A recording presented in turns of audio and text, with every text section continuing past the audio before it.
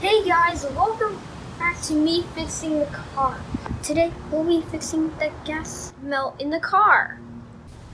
We noticed that when we were driving, there was a strong gas smell.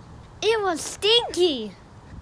My dad replaced the main vent hose, the fuel filler hose, filler overflow, and vent hoses. Today we'll replace the fuel sending gasket.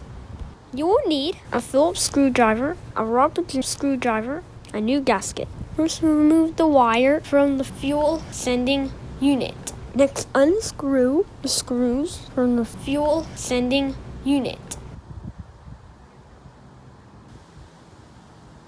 And carefully remove the fuel sending unit.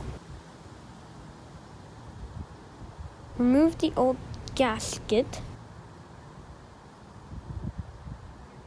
Yuck! Place the new gasket on the tank and line up the screw holes. Insert the fuel sending unit and line up the holes. Put the screws back in and hook up the fuel sending unit wire.